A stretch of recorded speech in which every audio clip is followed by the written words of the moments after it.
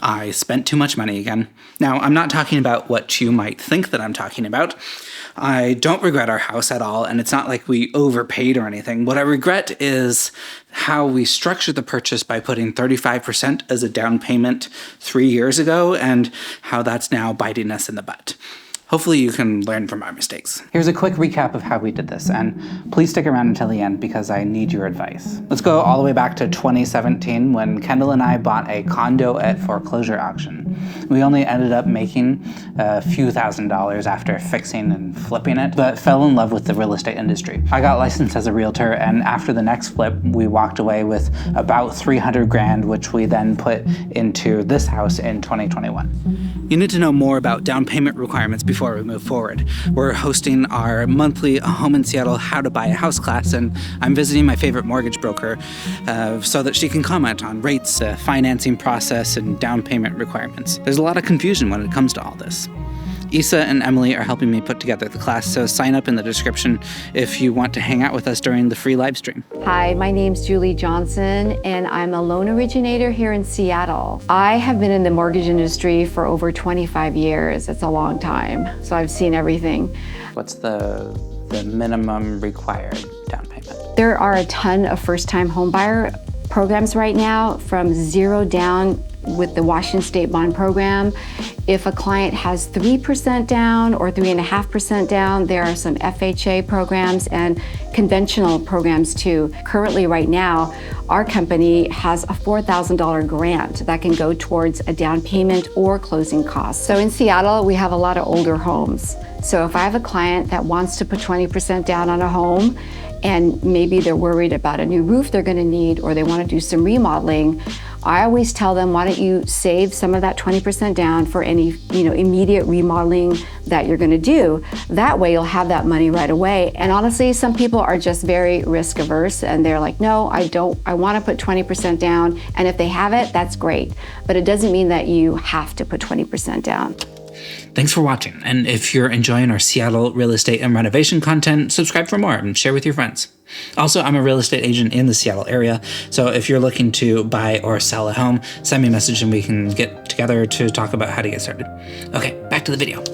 We put our entire $300,000 into this house, which we bought for $875,000, which brings the down payment to about 35%. And that's a lot of money, but we're entirely self-employed now, which comes with wild income swings, and we wanted to be as secure as possible in our primary home. And cool little side benefit, being licensed as a realtor, I can divert all of my commission straight into the down payment and avoid paying income tax on it, which is how we ended up with the $309,650.55 for the down payment. We bought with a 3.125% rate, which wasn't quite as good as some of my other clients, but self-employed. But our monthly payment comes out to a fairly comfortable $3,300-ish for a 2,300 square foot house, only 20 minutes from downtown Seattle.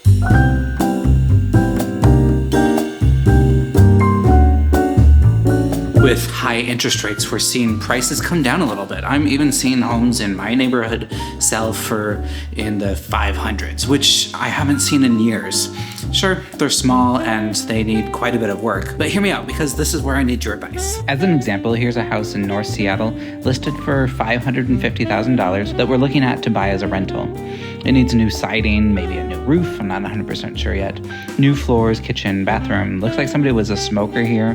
That needs a heavy coat of special paint to cover up. I'm estimating about $100K to fix it up and install a second kitchen downstairs as an ADU. That brings this house back into safe living conditions and adds more affordable housing to the area. It's been proven time and time again that real estate is the best investment you can make. It's the only way to take advantage of leverage. It's a physical asset that doesn't go out of style, and houses are fun.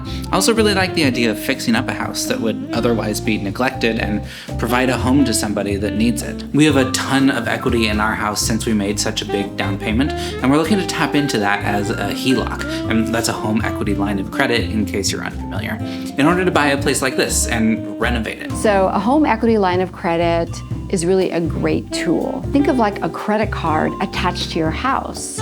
So let's just say it's $20,000. So you can draw on that credit card, so to speak, all the way to that $20,000. But the great thing about a home equity line of credit is if you're drawing only $10,000 or $5,000, your monthly payment is on the lower balance, not the entire $20,000 like a normal traditional first mortgage.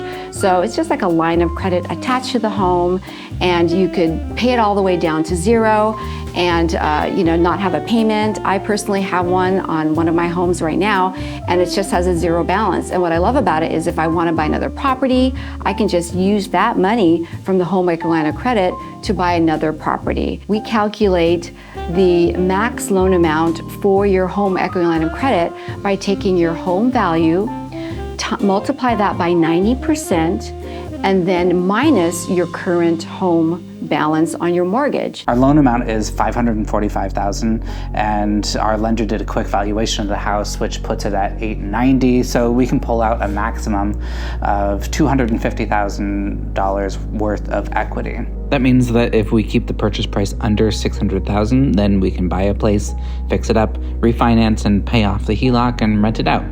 At least that's the theory. I wish we just had that money in the bank and we hadn't put such a big down payment, because that HELOC comes with fees, which adds holding costs, and we really have to keep a tight rein on a renovation budget now, which I guess you should keep a tight rein on any renovation project that you do. So leave a comment. Do you think now is a good time to buy a house? Are you thinking about buying a house? Am I crazy for thinking that there are some good deals out there right now? And if you're looking to make a home in Seattle, send me a message and let's work together. Bye.